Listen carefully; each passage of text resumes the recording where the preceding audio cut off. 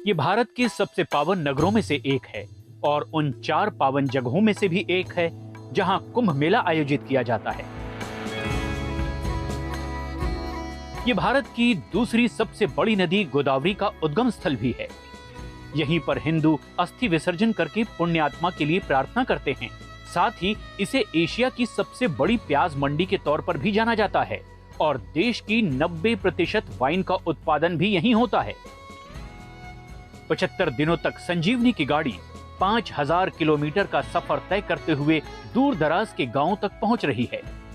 कोविड-19 टीकाकरण को लेकर नेटवर्क 18 और फेडरल बैंक की जागरूकता मुहिम संजीवनी अ शॉट ऑफ लाइफ अब महाराष्ट्र के नासिक जिले में पहुंची है।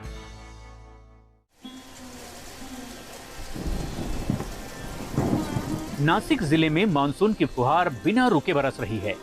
सह्याद्री ने कोहरे की मोटी चादर ओढ़ ली है और अचानक कोहरे की वजह से कुछ भी देख पाना मुश्किल हो गया। लोगों जानवरों को बमुश्किल ही देखा जा सकता है, लेकिन इस बीच आसपास के नजारे बेहद खूबसूरत हो गए हैं।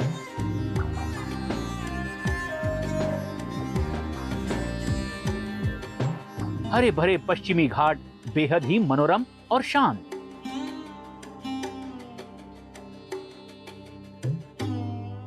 थाणगांव नासिक शहर से 50 किलोमीटर दक्षिण में बसा है। इस शांत से लगने वाले गांव में जिंदगी अब पटरी पर लौट रही है। स्कूल खुल चुके हैं और बाजार एक बार फिर रौनक बिखेर रहे हैं।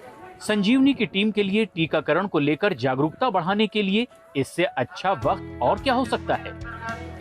ग्रामस्थांनो, तुम्हाला सर्वांना विनंती करण्यात येते की आपल्याच पीएससी मध्ये लसीकरण चालू आहे। हमारे सामाजिक कार्यकर्ता लोगों से कोविड के प्रति सावधान रहने और कोविड नियमों के पालन की अपील कर रहे हैं। इसके साथ ही जो लोग टीकाकरण करवाना चाहते हैं उनसे रजिस्ट्रेशन के लिए जानकारी ली जा रही है। यहाँ सबसे अहम बात ये है कि घर घर पहुँचने वाली ये मुहिम लोगों को सवाल पूछने का मौका दे रही है ताकि वो अपने भ्रम और झिझक को दूर कर सकें।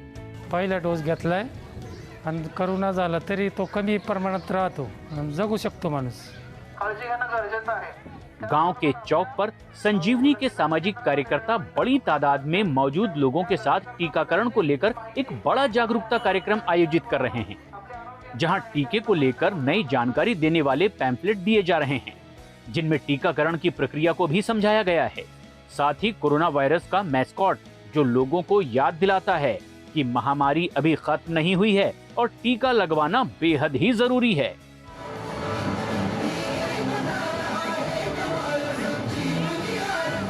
इस बीच संजीवनी एंथम लोगों के दिल तक पहुंच रही है। एक संदेश के साथ अभिनेता सोनू सूद लोगों से टीका लगवाने की अपील कर रहे हैं। हमारे गांव में संजीवनी कैंपेन के लोग आए और उन्होंने कोरोना वैक्सीनेशन के बारे में लोगों को समझाया। उनकी वजह से हमको कोरोना वैक्सीनेशन करवाना बहुत आसान हो गया और हम जो फील्ड में काम करते हैं एएनएम, आशा, आंगनवाड़ी कार्यकर्ती और हमारी टीम, इस संजीवनी कैंपेन के लोग आने से हमको बहुत सा फायदा और लोग वैक्सीनेशन करवाने के लिए तैयार हो गए। दूसरी लहर के दौरान ठाणगांव ने 18 मौतें देखी। अच्छी खबर ये है कि यहाँ की 60% आबादी ने टीके की पहली खुराक ले ली है, लेकिन अभी भी ऐसे कई लोग हैं जिनका डर और झिझक दूर करनी होगी। संजीवनी कैंपेन के लोग जो आप हमारे यहाँ आए, इसकी वजह से जो हमारे यहाँ ठाकर और कोली समाज जो टीकाकरण के लिए एग्री नहीं थे, वो अभी आपकी वजह से एग्री हो गए हैं और मैं बहुत शुक्रगुजार हूँ कि आपने जो समझाया उनको, ये बहुत अच्छी तरह से काम किया। आपका मैं हमारे गांव की तरफ से शुक्रगुजार हूँ। धन्यवाद। नासिक से 4 लाख से भी ज्यादा लोग कोविड-19 से संक्रमित हैं और अब तक यहां इस जानलेवा बीमारी की वजह से 8,500 लोगों की मौत हो चुकी है। साथ ही इस जिले में मृत्यु दर 2.2% के चिंताजनक आंकड़े तक पहुंच गई। सदगीर के परिवार को भी ये झटका लग चुका है। कुछ महीने पहले तक ये एक खुशहाल परिवार हुआ करता था। इनका घर जाते गांव से कुछ ही किलोमीटर की दूरी पर है। पहली लहर के दौरान ये परिवार बिल्कुल सुरक्षित रहा, लेकिन इस साल मार्च में नवनाथ की मां एक शादी समारोह में पहुंची। हमारे मम्मी शादी में जाके आए, उनको कोरोना हो गया। उससे वजह से हमारे 7 लोगों को कोरोना हो गया। परिवार के 11 सदस्यों में से 7 को कोरोना वायरस ने अपनी गिरफ्त में ले लिया, जिनमें इनके पति एकनाथ भी शामिल थे, जिनकी हालत काफी गंभीर हो गई थी, लेकिन खुशकिस्मती से वो बच गए। हमारे मम्मी को हॉस्पिटल लेके गए, वो 15 दिन में डेथ हो गई। हमारे भाई को एडमिट किया, वो 35 दिन में था हॉस्पिटल में, वो भी डेथ हो गया। एक ही परिवार में 2 हफ्तों के अंदर 2 मौतें हो गई। येराबाई 55 साल की थी। उनका बड़ा बेटा दयानेश्वर सिर्फ 33 साल का था, जो अपने पीछे पत्नी और 2 बच्चों को छोड़ गया। सिर्फ इतना ही नहीं, अस्पताल के खर्च ने परिवार को भारी कर्ज में डुबो दिया। हमारे भाई के टोटल खर्चा 15 लाख रुपया गया। सब दवाई बाहर से लेके गए थे, रेमडेसिविर, ट्रोसली और 2 प्लाज्मा किया था, उससे कुछ फर्क ही पड़ा नहीं। डॉक्टर बोल रहे थे वो ठीक हो जाएगा, लेकिन कुछ हो गया नहीं। बाद में उनको बोल दिया कि हमको तुम्हारे भाई डेथ हो गए। माझ्या सासूबाई पण गेल्या आणि माझे पती पण गेले। हे असं काही होऊ नये, पण हे असं घडले, हे असं कधीच घडू नये, पण हे असं होतं आहे। हे लसीकरण निघाले ना, हे सगळ्यांना पण घ्यावा असं माझं हे वाटतंय। हे संकट माझ्यावर आले ना, असं कोणाला पण येऊ नये। माझे लहान लहान लेकरे आणि ते कसे सांभाळायचे आणि कसं शिकवायचं, हे संकट लई मोठं आले, पण आता ते कसं तरी दूर करायला लागल। हे माझे संकट आले ना, असं कोणालाच येऊ नये, एवढीच माझी इच्छा आहे। इसी गांव में कुछ किलोमीटर के फासले पर दर्द और अकेलेपन की वही कहानी दोहराई जा रही थी। देवकी और विजय की शादी को 10 साल से भी ज्यादा हो गए थे। 2 बच्चे हैं। पूरा परिवार विजय पर आश्रित था और विजय की कमाई का जरिया भैंसों से मिलने वाला दूध था। मार्च के आखिरी हफ्ते में विजय भी एक शादी समारोह में शरीक हुआ और कोरोना संक्रमित हो गया, और सिर्फ 10 ही दिनों में कोरोना वायरस ने उसे छीन लिया। असं वाटत नव्हतं ना आम्हाला करोना येईल म्हणून, आमच्या इथं कधीच वाटलं नाही। घरचे माणूस गेलं, दुसरं कोण राहणार आहे घरात?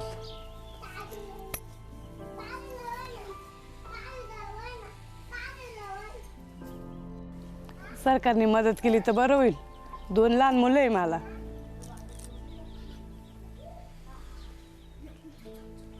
मी शेतात जाईल तेव्हाच पैसे घरात आता।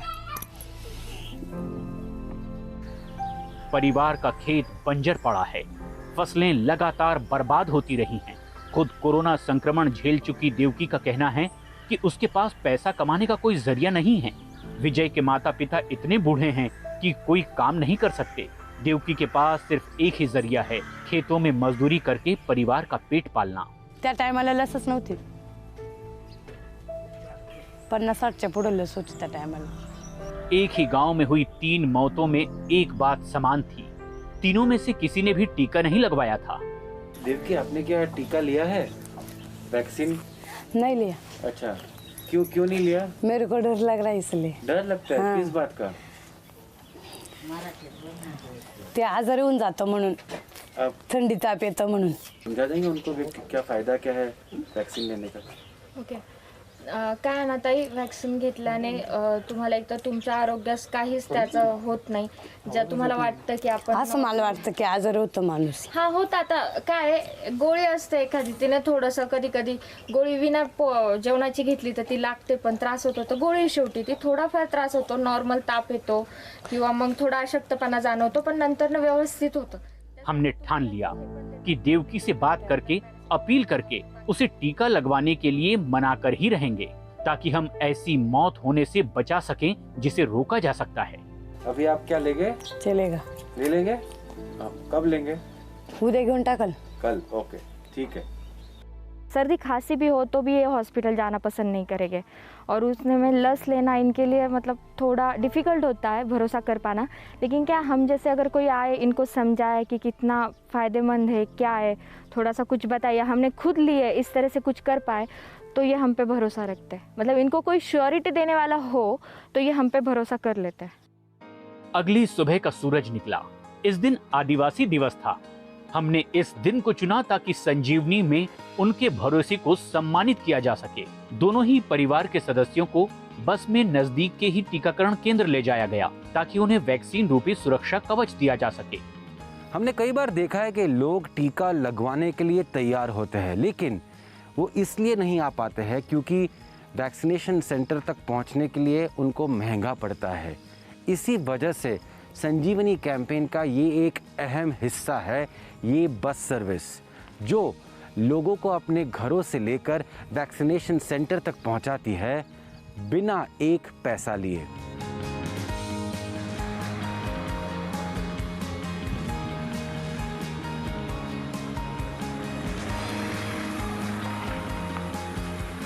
प्राथमिक चिकित्सा केंद्र पर टीका लगवाने पहुंचे लोग अपनी बारी का इंतजार करने के दौरान सामाजिक दूरी का पालन कर रहे हैं और इसके बाद लोगों को रैपिड एंटीजन टेस्ट के तौर पर एक तोहफा दिया गया। टीका लगवाने पहुंचे हर व्यक्ति का टेस्ट किया गया। ऐसा आज से पहले कभी नहीं हुआ था। लोगों के मन में रहता है कि मैंने वैक्सीन लिया और बाद में मेरा कंडीशन ऐसा होगा और मैं पॉजिटिव हो गया, मैं सीरियस हो गया। ये भी जो उनका गैर समझ रहता है वो दूर करने के लिए हम एंटीजन टेस्ट का ज़रूर हेल्प लेते हैं और उससे उनका अंडरस्टैंडिंग बढ़ाने के लिए, उनको क्लियर करने के लिए हम कोशिश करते हैं। नेगेटिव रिपोर्ट ने टीका लगवाने पहुंचे लोगों और डॉक्टर के सभी शक दूर कर दिए। इसके बाद लोगों का कोविन पोर्टल पर रजिस्ट्रेशन करवाया गया।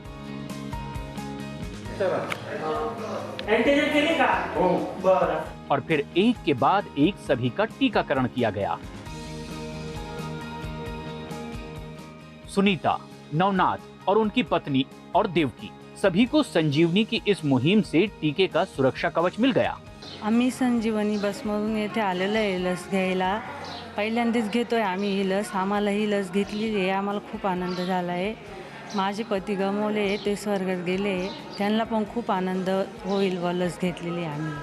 कोविडची लस मी पहिल्यांदाच घेतली। इंजेक्शन मला घ्यायचं नव्हतं, भीती वाटली, पण संजीवनी बसमधून मी आली। त्यांनी सगळ्यांनी समजून सांगितलं चांगलं आहे ते घेऊन टाक, काही त्रास होत नाही। मी घेतलं आहे, माझं मिस्टर कोरोनाने जरा वारले आता, त्यामुळे मी इंजेक्शन घेतले। टीका लगवाने के बाद सभी को पैरासीटामोल दी गई ताकि अगर बुखार आए तो दवा ली जा सके। साथ ही डॉक्टरों ने सभी को टीका लगवाने के बाद की सभी जरूरी चीजों के बारे में समझाया। लोगों की अफवाहें थी कि ये वैक्सीन लेने के बाद 1.5 साल के बाद डेथ हो जाती है और ऐसा सुना था मैंने, तो इसके लिए आज तक नहीं लिया था। अभी जबकि मेरे डाउट क्लियर हो गए सो अभी वैक्सीन लिया मैंने और ये सेफ है। हमारे गांव में बहुत सारे लोगों को कोरोना हो चुका है, कोई लोग गुजर गए हैं, लेकिन ये डोज लेना ज़रूरी है, टीका करना ज़रूरी है। यानी मैंने संजीवनी वजह से ये डोज लिया है, कोरोना से आदमी बच सकते हैं। जहां राज्य सरकार टीके मुहैया करवा रही थी, वहीं संजीवनी मुहिम ने विशेष टीकाकरण अभियान आयोजित किया। हमारे सामाजिक कार्यकर्ताओं ने पहले उन लोगों को तैयार किया जो टीका लगवाने में झिझक रहे थे, फिर उनका रजिस्ट्रेशन किया और आखिर में संजीवनी के वाहन से उन्हें टीकाकरण केंद्र तक ले जाया गया। संजीवनी के इतने अच्छे प्रोग्राम के कारण हमारे यहाँ आके उन्होंने सब लोगों को बताया कि नहीं, हम संजीवनी ने उनका जो भ्रम था वो निकाला और उसकी वजह से बहुत सारी भीड़ हो गई और इधर सब लसीकरण बहुत अच्छी तरह हो गया।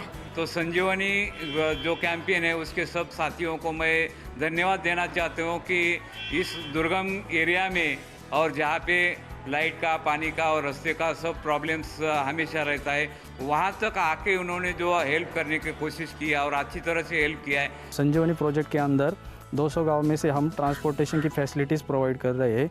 तो हर गांव में से 60 लोगों को हम ट्रांसपोर्ट फैसिलिटीज़ प्रोवाइड करने वाले हैं। तो कुल मिला के 12,000 लोगों को हम ट्रांसपोर्टेशन की फैसिलिटीज़ प्रोवाइड करने वाले हैं।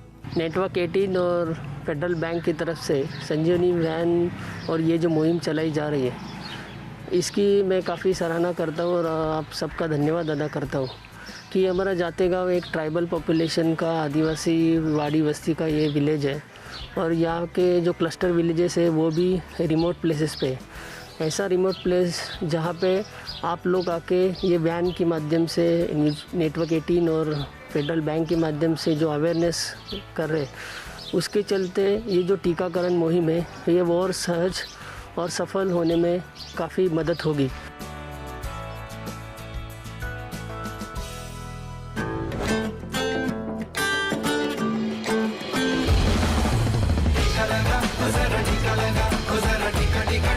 બનાસકાંઠા પંથકમાં વાદળછાયા વાતાવરણ વચ્ચે વરસાદ વરસ્યો। હિંમતનગર શહેર અને આસપાસના ગ્રામ્ય વિસ્તારમાં પવન સાથે વરસાદી ઝાપટા। ગીર સોમનાથના સુત્રાપાડા અને આસપાસના વિસ્તારોમાં વરસાદ. લોઢવા, કૃષ્ણવડા, વડોદરા, વાવડી સહિતના ગામોમાં 1 ઇંચ વરસાદ પડતા ખેડૂતોને રાહત. યાત્રાધામ દ્વારકામાં 2 દિવસથી સતત વરસાદ. દ્વારકા શહેરમાં 1 ઇંચ અને ગ્રામ્ય વિસ્તારમાં છૂટો છવાયો વરસાદ નોંધાયો.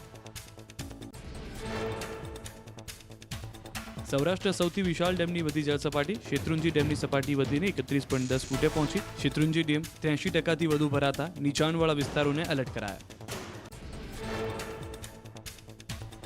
અરવલ્લી બ્લાસ્ટ કેસમાં મૃતકના નાના ભાઈએ કર્યો આપઘાત. પોલીસના ત્રાસથી આપઘાત કર્યાનો મૃતકની માતાનો આરોપ.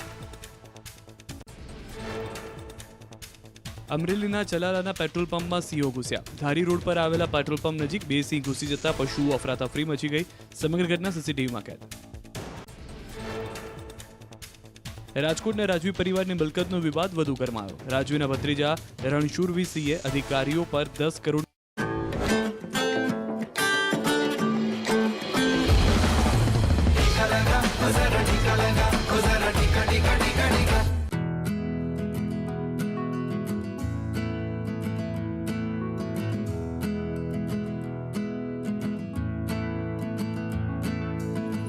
आशा कार्यकर्ता अपने काम पर निकल चुके हैं.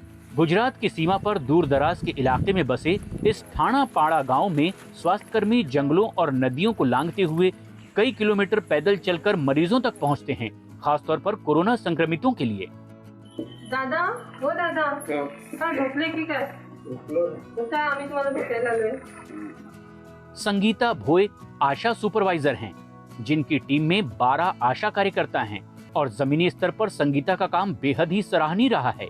इनकी टीम कोरोना संक्रमित मरीजों को सिर्फ स्वास्थ्य सुविधाएं ही नहीं देती, बल्कि खाना, राशन, अंडे और सब्जियां भी मुहैया करवाती हैं. आणि आमच्या जवळ कोणी माणसं आम्हाला मदतीला येत नसते, तेव्हा आमच्या आशाताई आमच्या मदतीला आल्या आणि आम्हाला खाद्यपदार्थ कसे खायचे हे ते सगळं माहिती देत होते. आणि आमच्या सोबत इतरांना बऱ्याच लोकांना त्यांनी अशीच मदत केली. अपने काम से आगे बढ़कर लोगों की मदद करना ही संगीता को संजीवनी चैंपियन बनाता है. संगीता ने अपनी 8,000 रुपए की तनख्वाह में से 2,000 रुपए का राशन कोरोना मरीजों के लिए खरीदा. जब कोविड हुआ था उनके पास कोई जाता नहीं था. उनको घर में खाने के लिए रेशन कभी रहता तो मैं अपने पैसे से उनको रेशन खरीद के देती थी. उनको सब्जियाँ वगैरह ऐसे जो चीज़ें वो सब मैं उनके घर पर पहुंचा किया करती थी. उनका दर्द मुझसे नहीं देखा जा रहा था, इसलिए मैंने अपने पैसों से खरीद कर उनको सब पुराया. संगीता का कहना है कि जब जनवरी 2020 में महामारी की शुरुआत हुई तो चुनौतियां काफी बड़ी थी. बीमारी को लेकर जानकारी बहुत कम थी और खराब मोबाइल नेटवर्क की वजह से मुश्किलें बढ़ गई थी. कोई किसी से बातचीत नहीं कर रहा था. कोई अगर किसी को देखो तो रास्ता बदल के जाने का, ऐसा सब माहौल था. उस टाइम हमारे आशा वर्कर्स और हमने हर एक के घर में जाकर उनका ऑक्सीजन लेवल चेक किया और उनका टेम्परेचर लिया. संगीता और उनकी आशा कार्यकर्ताओं की टीम गांव में सरकार की तरफ से नियुक्त किए गए फ्रंटलाइन स्वास्थ्यकर्मी हैं. इनके कंधों पर लगभग 11,000 की आबादी के स्वास्थ्य की जिम्मेदारी है, जिनमें से ज्यादातर निरक्षर आदिवासी हैं, जिन्हें कोरोना को लेकर कोई जानकारी नहीं है. ऐसे में अफवाहें इस क्षेत्र में तेजी से फैलती हैं. हमारे घर में तो बोले तो लोगों कोरोना का बहुत ही डर था, इसलिए हमारे घर के लोग भी, हम जब सर्वे को जाते थे उसके बाद आने के बाद बोलते थे आप बाहर रहो, बोले तो खाना अलग से देने का, अलग से रहने का, कोई नज़दीक नहीं आने का, जल्दी से वो काम कर रही है तो कोविड पेशेंट के साथ उनके घर पर जा रही है. ऐसे सब घर में था हमारे. लेकिन इन्होंने लोगों की सेवा के अपने काम को जारी रखा और इसीलिए ये हैं हमारी संजीवनी चैंपियन. लेकिन संगीता की टीम को भी एक बहुत बड़ा नुकसान सहना पड़ा. 32 वर्षीय रेणुका गोतरने, जो पिछले 1 दशक से भी ज्यादा वक्त से आशा कार्यकर्ता हैं, व्यवहार से बहुत ही सहज हैं. कोविड-19 ने रेणुका की 48 वर्षीय मां जीजाबाई को छीन लिया, जो उनके दिल के बेहद करीब थी. फरवरी में रेणुका के माता पिता कोरोना वायरस से संक्रमित हुए. रेणुका को लगता है कि उन्हें संक्रमण तब हुआ जब वो दोनों जीजाबाई के पथरी के इलाज के लिए नासिक अस्पताल गए थे. कुछ समय बाद दोनों ही पूरी तरह से ठीक भी हो गए, लेकिन जीजाबाई, जिन्हें उच्च रक्तचाप और मधुमेह की परेशानी थी, 2 महीने बाद सबको अलविदा कह गई. जीजाबाई ने तब तक टीका भी नहीं लगवाया था, जिसकी वजह से उनके लिए खतरा और भी बड़ा हो गया था। टीका नहीं उसने करवाया, वो बोले कि टीका करवाने के बाद डेट हो जाती है, ऐसे वो घबराती थी टीका कराने के लिए कि जो आदमी पहले से बीमार है उसने टीका नहीं लेना चाहिए था, इसलिए। ऐसा नहीं था कि जीजाबाई के पास सही जानकारी नहीं थी। उनकी बेटी एक आशा कार्यकर्ता थी, जिन्होंने उन्हें कई बार समझाया और टीका लगवाने के लिए मनाने की कोशिश की, लेकिन अफवाहों से जन्मे डर ने जीजाबाई को घेर लिया था। मैंने उसे बोला था कि मैंने भी 2 वैक्सीन लिए, मुझे कुछ नहीं होगा, तुम्हें भी कुछ नहीं हो जाएगा। तो बोले कि मुझे बीपी शुगर है, मुझे हो जाएगा ऐसा, इसलिए उसने वैक्सीन नहीं लिया था। मला जायचं होतं लस घ्यायला, मला तिने जाऊन नाही दिलं का तू नको जाऊ, कारण कसं म्हणजे लोकांचं ऐकायला मिळत आहे ना, लस घेतल्यावर असं होतंय बघ, मग तिने मला सुद्धा नाही जाऊन दिलं, आजपर्यंत नाही गेलो। जीजाबाई अब इस दुनिया में नहीं हैं, लेकिन उनके अपने जो यहाँ हैं वो अब एक मलाल के साथ जी रहे हैं। अफसोस है कि हम माँ को नहीं बचा पाए तो लोगों का क्या बोलेंगे, इस वजह से मैं 1 महीना काम पे गई नहीं। ये बहुत ही दर्द भरी कहानी है। आशा वर्कर ने उनके माँ को बहुत समझाया था कि वैक्सीन ले ले, वैक्सीन के जो फ़ायदे हैं वो भी समझाए थे, और आशा वर्कर खुद को ऐसे मानते हैं कि उनके वजह से ऐसा हुआ है क्योंकि वो समझाने में थोड़ा असफल रही है। लेकिन ये सब जो घटना हुई है वो लसीकरण, वो वैक्सीन न लेने के कारण ही हुई है सर।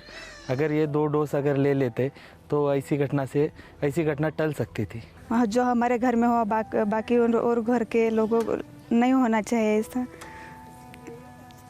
इसलिए वैक्सीन लगानी ज़रूरी है। जो लोग वैक्सीन जिन्होंने लिया नहीं, वो हमारी कृपा है कि वो वैक्सीन ज़रूर ले।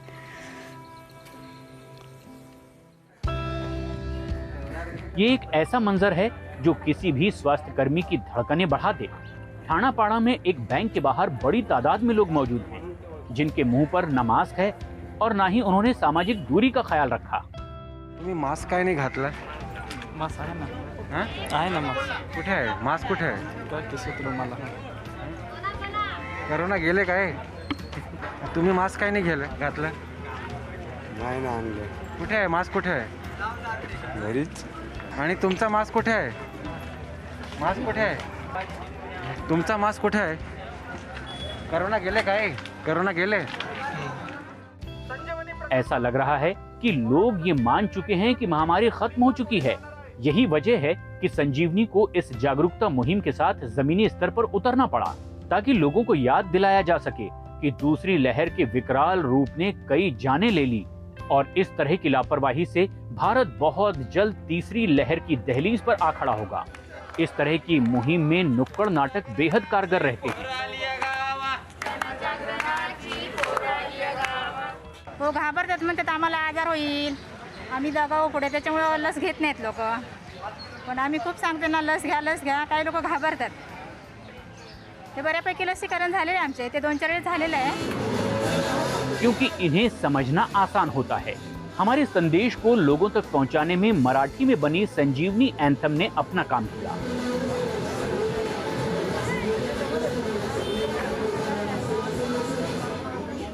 लोगों को तो डरना तो नहीं चाहिए, वैक्सीनेशन की तो ज़रूरत है अभी, लेकिन हमारा जो ट्राइबल आदिवासी एरियाज, हमारे यहाँ के लोग वो क्या बोलते, वो साक्षर नहीं है। इधर लोग डरते, तो अभी आपने ये जो संजीवनी संस्था है, ये संस्था ने या डाकेत गांव में आके ये चौक में जो अपनी ये जो कार्यक्रम लिया, और लोग लसीकरण के लिए वो तैयार हो जाएंगे, ऐसा हमको लगता है। नासिक जिले में लगभग 52 लाख लोगों को टीका लगवाया जाना है, जिनमें से 28% लोगों को पहली खुराक दी जा चुकी है और लगभग 10% लोगों का टीकाकरण पूरा हो चुका है। लेकिन अभी भी ऐसे कई लोग हैं जिन्हें ये समझाने की जरूरत है कि टीका उनकी जिंदगी को बचा सकता है। आप जो अभी 2 महीने से काम कर रहे हैं, उसका भी मैं शुक्रगुजार हूँ कि आप भी लोगों तक जाके लोगों का बढ़ावा देके वैक्सीनेशन करो। ये जो अच्छा काम कर रहे हैं उसके लिए मैं धन्यवाद देता हूँ आपको, पूरा नेटवर्क 18 टीम को और फेडरल बैंक जो भी अपना ये संजीवनी प्रोजेक्ट चल रहा है उसके लिए बहुत बहुत धन्यवाद।